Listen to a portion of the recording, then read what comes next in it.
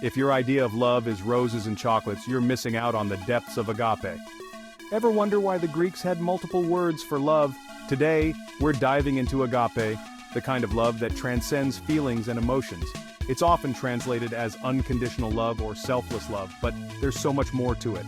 Agape is about action. It's the love that asks for nothing in return, the love that sacrifices. Think of it as the love that makes you donate to charity, help a stranger, or forgive someone who hurt you.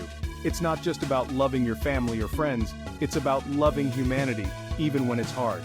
In the New Testament, agape is the love God shows to humanity. It's the reason why Jesus said, "Love your enemies." It's radical, it's challenging, and it's transformative. But how do we practice agape in our daily lives?